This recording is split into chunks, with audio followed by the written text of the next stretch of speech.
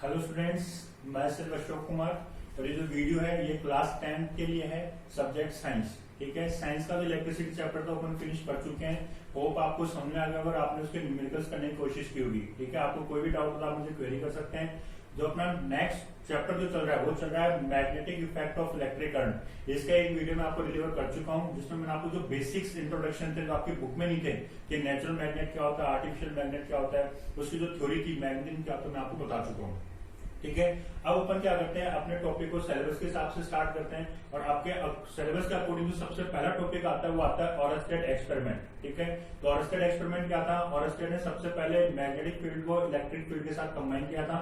जब वो इलेक्ट्रिसिटी के एक्सपेरिमेंट कर रहा था तो कंपास में गलती से छूट गई थी, उसमें डेविएशन की वजह से उसके रिजल्ट को आधार मान के उसने क्या किया था, मैग्नेटिक फील्ड को इलेक्ट्रिक फील्ड में इंड्यूस कर दिया था। ठीक है, उसके बाद अपना जो नेक्स्ट टॉपिक आता है वो आता है अपने पास में direction of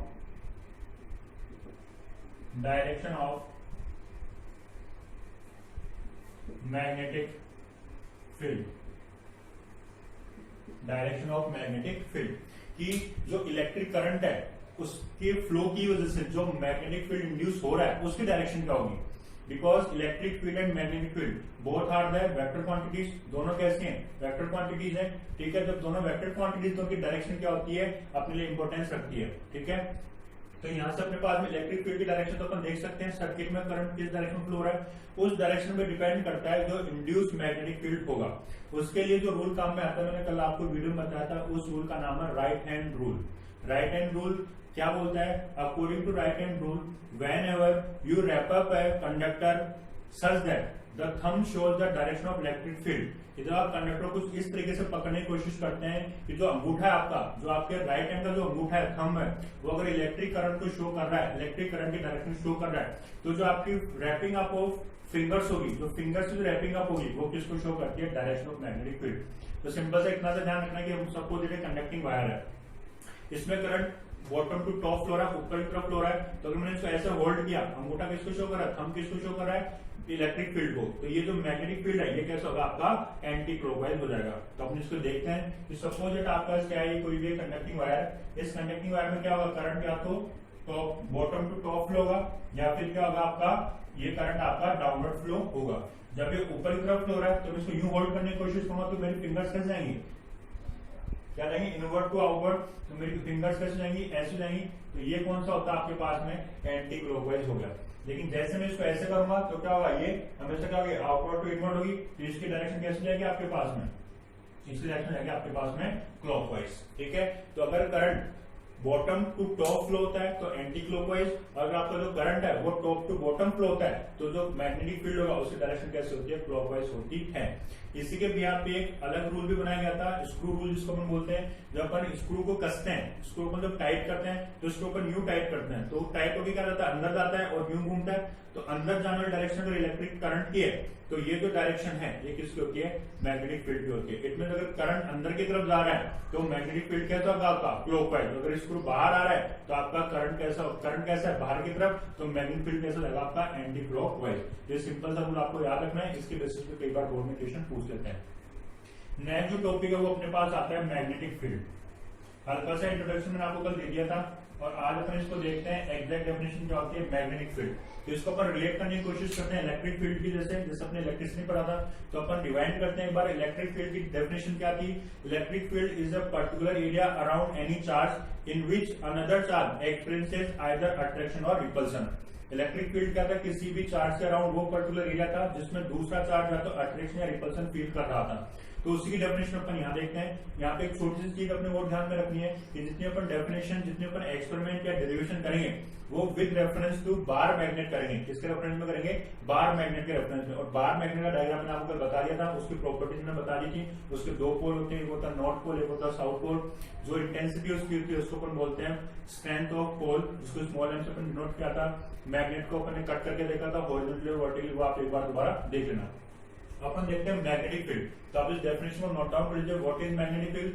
magnetic field is a particular area around a magnet magnetic field is a particular area around a magnet in which another magnet experiences either attraction और रिपल्सन। ठीक है, तो मैग्नेटिक फील्ड किसी मैग्नेट के चारों तरफ वो particular area होगा जिसमें दूसरा मैग्नेट क्या होगा, या तो अट्रैक्शन या रिपल्सन फील करेगा।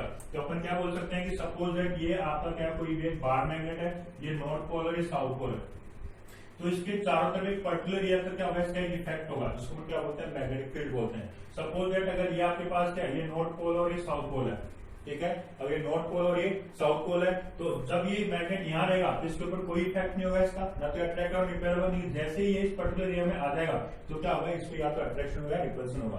तो ऐसा आपको एक चीज और ध्यान रखनी है, अगर आपके पास में सेम पोलरिटी या सेम पोल्स पास में लाए जाते हैं तो दोनों क्या होंगे, रिपेल होंगे। अगर अपोजिट पोल पास में ला जाते हैं वो क्या होंगे, एक दूसरे से अपोजिट पोल होंगे तो एक दूसरे क्या होंगे, अट्रैक्ट होंगे। तो सेम पोल रिपेल होते हैं और अपोजिट पोल क्या होते हैं, अट्रैक्ट होते हैं। ठीक है, इसी तरीके से अपने इलेक्ट्रिक फील्ड में भी ध्यान रखना था कि जो सेम चार्जेस थे अगर आप पास पास लाओगे तो उनके बीच में क्या होगा, हमेशा रिपल्सिव फोर्स होगा। बट अगर एक पॉजिटिव और एक नेगेटिव है, इट मींस अगर उनकी जो टेंडेंसी है, जो उनकी नेचर अगर वो अपोजिट है, तो एक दूसरे से क्या होंगे, अट्रैक्ट होंगे। ठीक है, तो यहाँ से अपने पास मैग्नेटिक फील्ड की डेफिनेशन आ चुकी है, आप इसको नोट डाउन कर लेना, तो आप उसको याद रख लेना। ठीक है, नेक्स्ट टॉपिक अपने पास आता है, वो आता है मैग्नेटिक फील्ड लाइंस। ठीक है, मैग्नेटिक फील्ड लाइंस, तो इलेक्ट्रिक फील्ड लाइंस क्या थी, the path of unit positive charge in any electric field is known as electric field lines. ऐसा मतलब मैग्नेटिक फील्ड लाइंस क्या होगी, the path of compass needle in any magnetic field, the path of compass needle in any magnetic field is known as magnetic field lines. या फिर भी बोल सकते हैं यूनिट पॉजिटिव पोल या यूनिट नॉर्थ पोल का जो पाथ होगा वो हमेशा क्या होता है, मैग्नेटिक फील्ड लाइंस को शो करता है। तो सपोज दैट क्या होगा, अपने पास ये कोई भी बार मैग्नेट है, ये नॉर्थ पोल है, साउथ पोल है, और ये क्या इसका पर्टिकुलर मैग्नेटिक फील्ड है। तो कंपास नीडल का जो पाथ होगा, जो कंपास नीडल का पाथ होगा वो किसको शो करेगा, आपका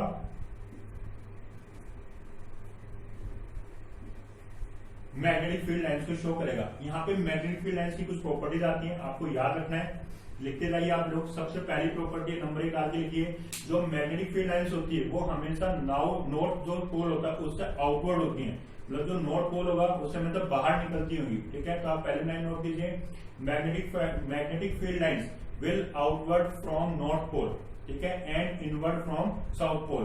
तो नॉर्थ पोल से क्या होगी, वो आउटवर्ड होगी, और साउथ पोल में क्या होगी, वो इनवर्ड होगी। ठीक है, तो यहां से क्या होगा, सपोज दैट अपने पास अगर ये नॉर्थ पोल और ये साउथ पोल है, तो यहां से तो हमेशा क्या होगी, आउटवर्ड, और यहाँ पे हमेशा क्या होगी, इनवर्ड होगी। ठीक है, तो पहली लाइन क्या होगी, magnetic field lines are always outward from north pole and inward from south pole in the case of exterior of magnet, magnet के एक्सटीरियर के केस में। But in case of interior of magnet, जो magnetic field lines होती है वो कैसे flow करती है, साउथ टू नॉर्थ। ठीक है, जब बाहर होगा तो क्या होगा, ये नॉर्थ टू साउथ फ्लो होगी, लेकिन जो अंदर होगा तो क्या होगा, ये साउथ टू नॉर्थ फ्लो होंगी। ठीक है, इस चीज का ध्यान रखना आपको, एक्सटीरियर ऑफ मैग्नेट के केस में नॉर्थ टू साउथ फ्लो होती है, और इंटीरियर मैग्नेट के केस में ये साउथ टू नॉर्थ फ्लो होती है, साउथ डायरेक्शन से नॉर्थ डायरेक्शन में फ्लो होंगी। ठीक है, इट मीन्स क्या हो गया, पहली लाइन कंप्लीट। दूसरा पॉइंट क्या होता है, जो मैग्नेटिक फील्ड लाइंस होती है वो कंटिन्यूअस क्लोज्ड लूप बनाती है। देखिए आप यहाँ से स्टार्ट हुई और वापस यहीं आ गई, इट मीन्स क्या हो गया, कंटिन्यूअस क्लोज्ड लूप बनाती है। ठीक है, तो कई बार पूछा जाता है, आपको ध्यान रखना है, इलेक्ट्रिक फील्ड लाइंस और मैग्नेटिक फील्ड लाइंस में सबसे बड़ा डिफरेंस क्या है, जो आपकी मैग्नेटिक फील्ड लाइंस है वो क्लोज्ड लूप बनाती है, जबकि इलेक्ट्रिक फील्ड लाइंस आपका क्लोज्ड लूप नहीं बनाती है। क्यों, क्योंकि जब अपने इलेक्ट्रिक फील्ड लाइंस बनाई थी तो पॉजिटिव से हमेशा बाहर निकल रही थी और नेगेटिव में हमेशा अंदर आ रही थी, पॉजिटिव से आउटवर्ड थी और नेगेटिव में इनवर्ड थी। बट किसी भी केस में नेगेटिव से पॉजिटिव नहीं थी, तो जो नेगेटिव से पॉजिटिव वाला पाथ को ब्रेकडाउन हो गया था तो क्लोज लूप नहीं बनाती। इसका रीजन ये है, कई बार क्वेश्चन पूछा जाता है what is the reason behind this. इसका रीजन ये है कि जो आपके चार्ज होते हैं वो डिस्टिंक्ट आइडेंटिटी होती है, एंटिटी होती है, वो डिस्टिंक्ट होती है, वो हमेशा क्या होती है, अलग अलग होती है। जबकि जो आपका मैग्नेट होता है उसमें जो पोल्स होते हैं हमेशा पेयर में होता है। ठीक है, तो अपन लिख सकते हैं, because charge is a distinct entity where as the poles of a magnet always recombines in a group या इन ए कपल, वो हमेशा कपल के फॉर्म में होंगे। ठीक है, मैंने बताया था अपन उसको मैग्नेट को अपन ब्रेक भी कर रहे थे, तो जो इंटीरियर जो पोल्स थे वो भी क्या होते इनबिल्ट हो रहे थे, अपने आप में वापस रीजनरेट हो रहे थे। तो सबसे पहला क्या था कि नॉर्थ से आउटवर्ड, साउथ से inward in case of exterior, और इंटीरियर केस में साउथ से नॉर्थ की तरफ आएगा। ये क्लोज लूप बनाती है, electric field lines close loop नहीं बनाती है।